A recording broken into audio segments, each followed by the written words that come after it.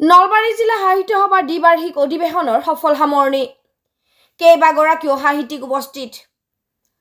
নলবাৰী জিলা পুথিভঁৰাল প্ৰেক্ষাগৃহত নলবাৰী জিলা সাহিত্য সভাৰ দ্বিবাৰ্ষিক অধিৱেশনখন সফলভাৱে সামৰণি পৰে অভ্যৰ্থনা সমিতিৰ সভাপতি তথা সম্পাদক ৰূপে ক্ৰমে বিশিষ্ট নাট্যকাৰ ধ্ৰুৱজ্যোতি শৰ্মা আৰু নৰেন্দ্ৰ মজুমদাৰে গুৰুত্বপূৰ্ণ ভূমিকা লয়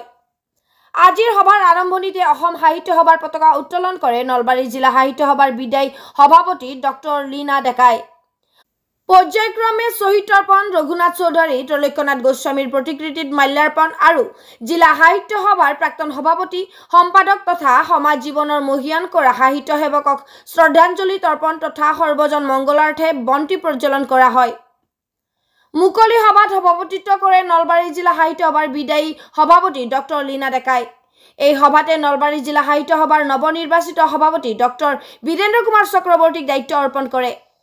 আজিৰ সভাত উপস্থিত থাকে অসম সাহিত্য সভাৰ উপসভাপতি পদুম ৰাজখোৱা সম্পাদক দেৱজিৎ বৰাকে ধৰি নলবাৰী জিলা সাহিত্য সভা বিষয়ববীয়া সদস্য তথা নলবাৰী সমাজ জীৱনৰ লগত জড়িত বিশিষ্ট ব্যক্তিসকল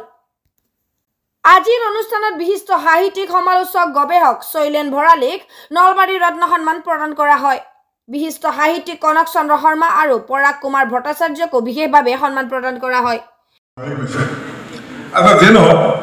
মই আজি এই সাহিত্য সভাৰ নলবাৰী জিলা সাহিত্য অধিৱেশনখন আনুষ্ঠানিকভাৱে উদ্বোধিত হ'ল বুলি উন্মোচিত হ'ল বুলি মই ঘোষণা কৰিলোঁ এতিয়া সভাৰ বাকী কামবিলাক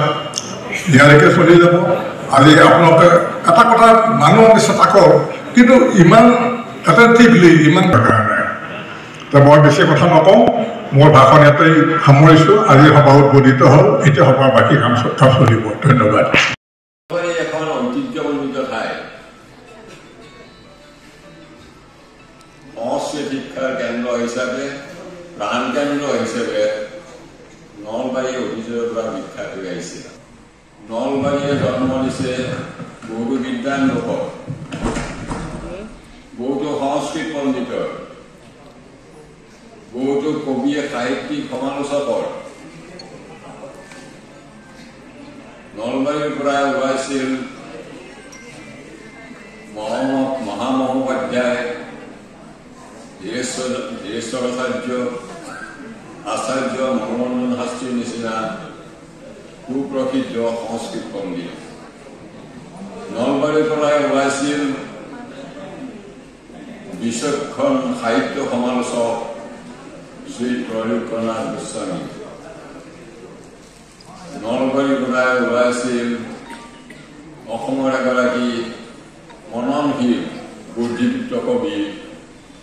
অজিত বৰুৱা আৰু আজিও নলবাৰীৰ সন্তান ডক্টৰ পৰাগ কুমাৰ ডক্টৰ পূৰ্ণজয় এগৰাকী আগশাৰীৰ কবিৰূপে ইতিপূৰ্বে প্ৰতিষ্ঠা লাভ কৰিছে নতুন প্ৰজন্মৰ মাজৰ পৰাও কেইবাগৰাকীও কবি আৰু গল্পকাৰে ইতিপূৰ্বে আত্মপ্ৰকাশ কৰিছে সভাপতি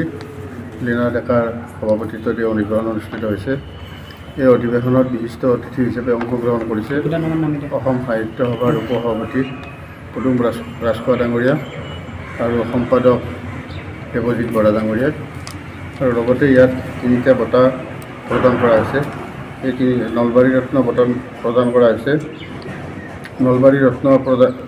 ৰত্নৰ বাবে আমি বিবেচিত কৰিছিলোঁ ডক্টৰ শৈলেন ভৰালী দেৱক আৰু শিক্ষাৰত্ন সন্মানেৰে আজি কনক চন্দ্ৰ শৰ্মা দেৱক সন্মানিত কৰা হৈছে আৰু ডক্টৰ পৰাগ কুমাৰ ভট্টাচাৰ্য দেৱক সাহিত্য সৌৰিক বঁটাৰে সন্মানিত কৰা হৈছে আৰু আজিৰ এই দ্বিবাৰ্ষিক অধিৱেশনৰ জৰিয়তে পুৰণা জিলা সমিতিয়ে নতুন জিলা সমিতিলৈ কাৰ্যভাৰ হস্তান্তৰ কৰিব সেই প্ৰক্ৰিয়া ইতিমধ্যে চলিছে এতিয়া মুকলি সভা আৰম্ভ হৈছে তাৰপিছত মুকলি সভা এতিয়া আৰম্ভ হৈছে এই মুকলি সভাতে নতুন কাৰ্যনিৰ্বাহক সমিতিলৈ কাৰ্যভাৰ হস্তান্তৰ আজিৰ পৰা দায়িত্ব ল'ব হয় আজিৰ পৰা দায়িত্ব ল'ব কোন উপস্থিত থাকিল আজিৰ দিনটোত আজিৰ দিনটোত নলবাৰীৰ সমাজ জীৱনৰ লগত জড়িত বিশিষ্ট ব্যক্তিসকল গোটেইবিলাককে আমন্ত্ৰণ কৰা হৈছিল এই ৰাতিপুৱাৰ পৰা বিভিন্ন কাৰ্য পতাকা উত্তোলনৰ পৰা স্মৃতি দৰ্পণলৈ আৰু নলবাৰীৰ সমাজ জীৱনত বা সাহিত্যৰ ক্ষেত্ৰলৈ সাহিত্য সংস্কৃতিৰ ক্ষেত্ৰখনক সমৃদ্ধ আৰু চহকী কৰিবৰ কাৰণে যিসকল পুৰোধা ব্যক্তিয়ে ইয়াত চেষ্টা কৰিছিল। তেখেতসকলৰ প্ৰতি শ্ৰদ্ধাঞ্জলি জনাবৰ কাৰণে এই অনুষ্ঠান আয়োজন কৰা হৈছিল। ইয়াত বিভিন্ন সংগঠনৰ প্ৰতিনিধিবৰ্গক নলবাৰীৰ বিশিষ্ট নাগৰিকসকলক আমন্ত্ৰণ কৰা হৈছিল আৰু সকলোৱে স্বতঃস্ফূৰ্তভাৱে এই অনুষ্ঠানত অংশগ্ৰহণ কৰি আমাৰ এই অনুষ্ঠান সাফল্যমণ্ডিত কৰাত সহায় কৰিছিল। নিউজ ডেস্ক ৰিপৰ্ট ইত্যাদি A to Z।